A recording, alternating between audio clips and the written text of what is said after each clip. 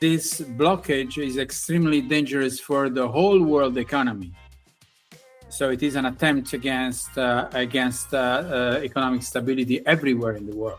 It's not just a military response to Israel or the United States. Welcome to Trade Treasury Payments, the podcast unlocking the future of cross-border finance. From transaction banking and money movements to liquidity, treasury, and cash management. We bring you expert insights and the latest trends shaping global finance.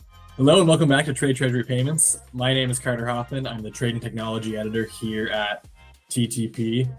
And we're having a conversation today. Of course, a lot of people would know over the weekend on February 28th, the US and Israel launched a series of strikes on Iran. And there's been a lot of kind of escalating tensions around that region, particularly dealing with what we're going to be looking at here, a lot around oil prices, supply chains, and kind of the wider impacts of these current events that a lot of us are following on the news right now, that what they might have in this industry down the road. So to help us kind of examine these impacts and chat through a little bit what this might mean for the industry going forward, I'm joined today by Professor Guido Cozzi, who's a professor of economics at the University of St. Gallen. So, Professor, thank you so much for being here. You're welcome. Thank you. Thank you. So why don't we start things off? Just very quick introduction. Who are you? Where are you from? And what do you do? Okay, I'm a professor of macroeconomics at the University of St. Gallen. I come from Italy, even though I live in Switzerland.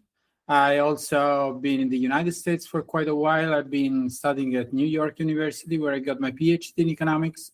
And then I've been teaching at Cornell University.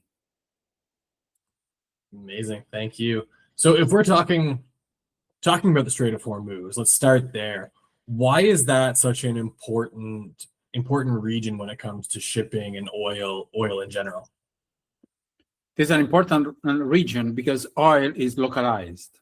So oil doesn't appear equally everywhere. So the Middle East is very important for oil and also for natural gas. And the Hormuz Strait is where 20% of natural gas is passing and 25% of oil is passing as well. So this is super important for the shipping of these incredible resources for energy. And energy is vital for the industry because without energy, the industry doesn't run. Mm-hmm. And I know I was just seeing reports coming out this morning as we're recording this. It's Wednesday, March 4th, as we're recording this right now. So there are reports coming out that Iran has effectively taken control of most of that strait. So what impacts do you think that's going to have on this ability to ship such a large quantity of oil and LNG to various markets around the world? Well, the impact is strong. At the moment, I heard there are about 3,000 ships blocked, which would bring oil and liquefied natural gas to Asia and to Europe. So this blockage is extremely dangerous for the whole world economy. So it is an attempt against economic stability everywhere in the world. It's not just a military response to Israel or the United States. So let's talk about some of those wider implications. So as you said, you feel it everywhere in the world. What are some of those major markets, perhaps ones that people might not immediately think of, that are going to feel the impact of disruptions there? Well, of course, Asia is in the worst position at the moment because China, Japan, and South Korea heavily depend on Middle East oil. But also Europe, even though Europe is a bit more diversified. At the moment, the price of oil has increased to the order of 10% in Europe, and the price of natural gas has increased to about 60% in Europe. So given the importance of this, energy prices are likely to highly increase in Europe as well, as long as in the Far East. And this is impacting inflation sooner or later. Moreover, being energy a cost to all sorts of industries, this is going to have a stagflationary effects on most of the economic activities, because with higher costs, the demand will decrease and supply will have to adjust. So there will be a recession in some industries. Of course, there are also other industries that may benefit from this situation, maybe the defense industry, for example. However, most of the economic activities will be negatively impacted, and this is going to happen in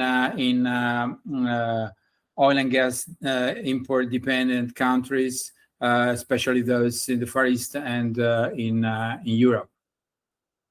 So if we talk about some of those trade routes, I mean, obviously, the need for oil and natural gas doesn't go away just because it can't come from this particular source. So where are some of these purchasers in other places of the world? I mean, you mentioned Asia, Europe as well. Where are they going to turn now if this major supply has been cut off?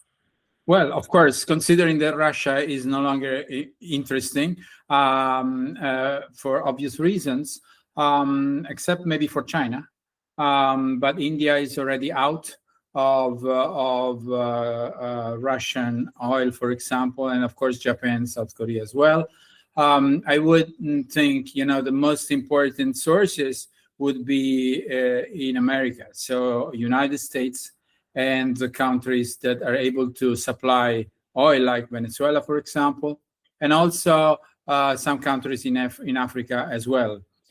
So there would be a rerouting. This is very useful for Europe. However, rerouting for the Far East is much more complicated. And we know that the short-term demand elasticity is very low for energy resources. So this is going to create problems. However, in the longer run, this may be helpful to incentivize technical change in alternative sources. For example, shale gas in the United States, but also green technologies in China and in Europe. For sure, technological progress will be incentivized there because demand is responding to relative prices. So if the price of gas and oil is going up, then presumably this will turn potential demand towards alternative energy, which could paradoxically get a boost from this crisis. But this is going to take a longer term, like after the 1970s oil crisis and the technological progress in clean energy that followed. But in the short run, of course, it's just a question of rerouting and surviving. Yeah, and you mentioned the 70s as well. My next question I was gonna ask you there was gonna be around kind of past events that might be similar to this in theme, at least. Like, what lessons have we learned, or what indicators have economists started to look for or been able to look for, looking back at past shocks in the Middle East in terms of oil prices or shipping disruptions? Well, of course, energy efficiency improvements are very important. They took place after the 1970s. I'm not sure if they can further improve now. So maybe all the low-hanging fruits in the efficiency have been already harvested. However, storage technology, for example, could be another way. It's still very important for oil, but for natural gas, it's still very poor. And also financial market innovation has been taking place for oil, not so much for natural gases, where the market is thin and regionalized. So the European market is separated nearly from the American market, for example. So there could still be some financial innovation and also a technological change in improving the efficiency. This is something that has already happened. However, looking for alternative sources of energy is probably the most promising way forward. Also to reduce dependency on localized sources, because, for example, the sun, wind energy is less localized than fossil fuels. And this exposes the economy to a lower degree of vulnerability to shocks. So this is probably the most important bottom line that one can say. Awesome, thank you. So beyond oil and gas markets, what are some other effects that these disruptions in the Gulf are going to start to have on the wider economy? Well, oil and gas are instrumental to produce energy, and energy is important everywhere. In some sectors, for example, metals, steel, or others, fertilizers, and so on. These raw materials are super important because they are technology intensive and also intensive in the chemical processing. But many other sectors are going to be affected, because if the supply of such a vital input as energy, or important imports anyway, like in the plastic industry, for example, this would affect negatively production, positively, but in a bad sense, costs, and negatively profits and dividends. So there will be, of course, effects everywhere, ripple effects on the stock markets too, because with lower profits come lower dividends. So on the cost and production front, many sectors are going to be affected. Hey, enjoying this podcast? Hit that follow button for more. Done? Let's get back to it. Mm-hmm. And how long would you say until we start to see some of these effects ripple down through the broader economy? Okay, that's the $1 million or $1 billion question. Because theoretically, this war is also targeting the leadership in Iran. So if the Iranian regime gets overthrown, the effects may finish soon. However, we don't know how resilient, how resistant they are. So now the macroeconomic predictions need to mingle with the geopolitical predictions and the military predictions. So much depends on what happens there, and also at what point maybe Iran will decide to give up and allow trade, allow ships to restart their normal routes in the Strait of Hormuz, which could be after a complete defeat or also at the moment of weakness. On the other side, the United States is promising to escort ships, which is positive. How long? I expect this crisis to last less than the Ukrainian crisis. So I hope in 6 months this could be over. But the worst thing would be if the situation solidifies in a situation in which the Iranian regime survives. It's important also to see what countries are going to support them and what the role of China is going to be. If in the range of a few months the crisis is resolved, then there would be some good effects on prices, inflation. Otherwise, there is a risk that we enter into another turn of restrictive monetary policy, trying to tame down the consequences of energy-driven inflation. Because if we wait too long, the macroeconomy reacts, so workers start bidding for higher wages. Firms will recontract everything for higher prices, and in order to stop the inflationary spiral, tight monetary policy may be needed, which will have bad unintended consequences. So for some of those business leaders or government leaders around the world, maybe this is two entirely different questions, but what are some of the questions that they should be asking themselves or that they should be looking for over the next few months as this plays out? And I suppose what kind of actions should they be taking to help protect themselves against different risks and shocks? Well, of course, they should consider to reduce their energy dependence, to look for alternative suppliers, for alternative sources, to increase their efficiency. But it's also true that there could be some reallocation of investment across sectors, because there could be sectors that may gain from this situation. For example, the defense sector is obvious, and also other sectors that are less vulnerable to energy shocks.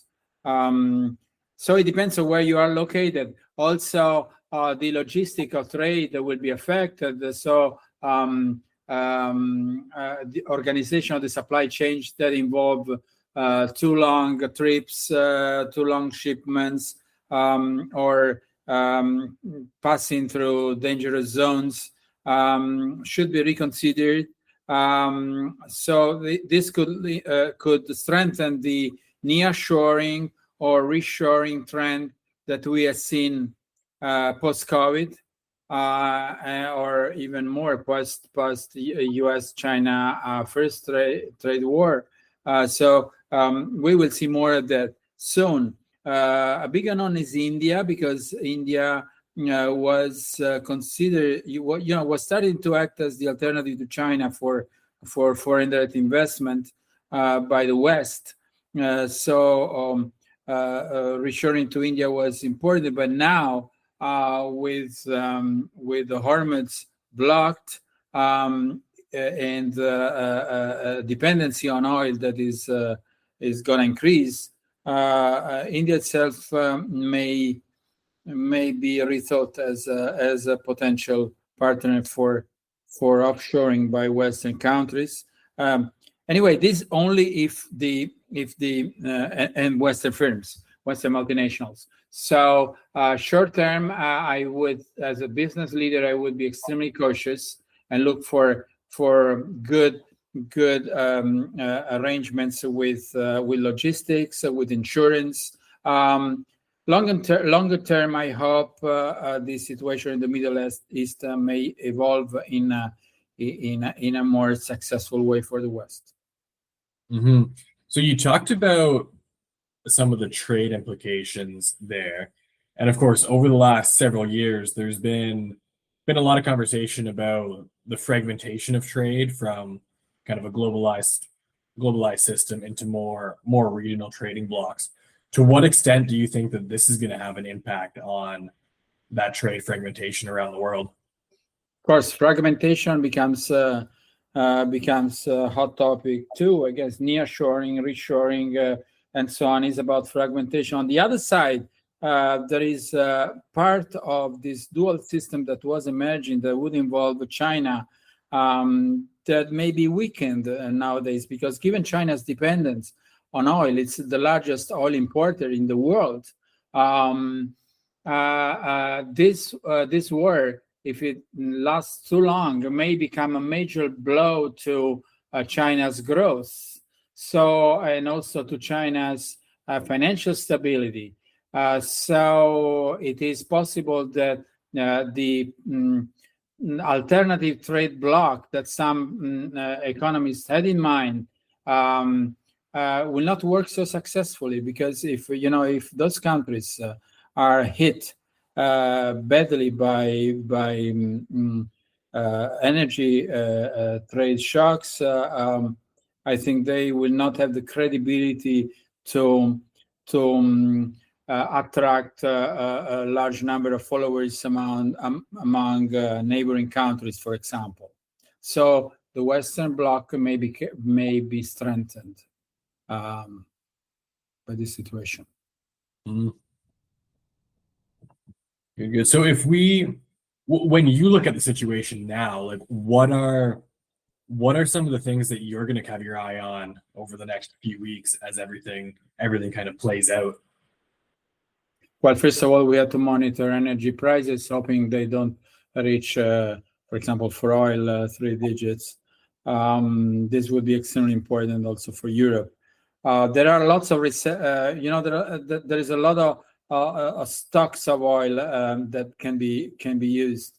Less so for storages, less strong for gas, but for oil, this is there could be alternatives around, especially from the United States. The shale gas for industry, for example, may restart. I would look for what alternatives countries have before entering a recession, and also how they react to a stagflation. As a macroeconomist, I would take a close look at the central banks, how they react, because when there is a stagflationary shock, meaning that the supply of some essential good is declining, one can decide between too much inflation or too much recession, and the good combination is not so easy to achieve. So I would hope that central banks maintain a very careful approach, and this is also important, not to make financial market freak out, which is another risk, because most of the financial assets are priced based on expectations of the future, and anything that changes this expectation will imply, will give will strike a blow to financial stability.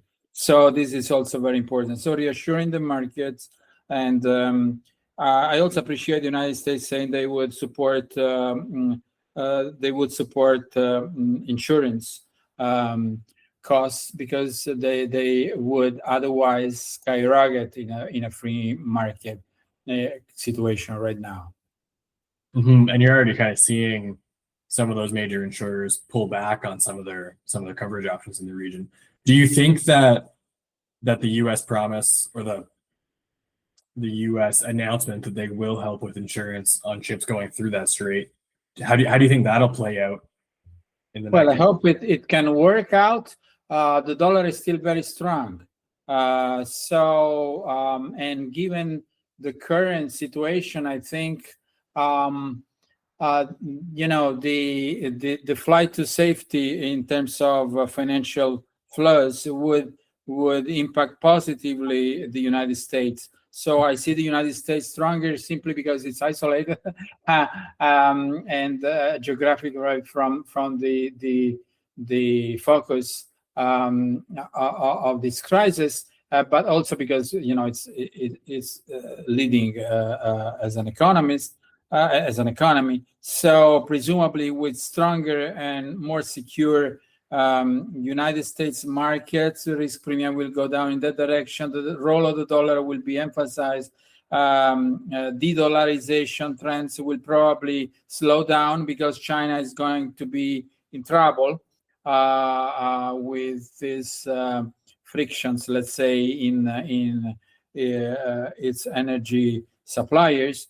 So I think the United States can make it, actually. It depends how of course, how the situation evolves in the world. But my impression at the moment is that the United States is regaining more of a leadership role in the financial sector right now, and in the energy sector as well, and potentially also on the security side for many countries that around that area look for protection.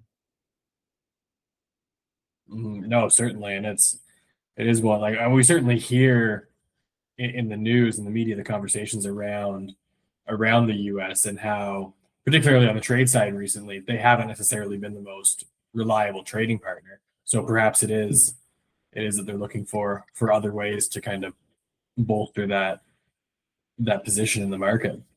Yeah, that's right. I mean, trade has become politicized. I mean, has become a political weapons in negotiations. But given the current situation, obviously the United States have acquired more strength. So the question is, will the United States be able to protect not only military but also financially via dollar and insurances, protect trade? Then trade itself will need that protection. So no matter what one thinks on tariff wars and their potentially deleterious effects, at the moment, the United States are important to protect trade worldwide.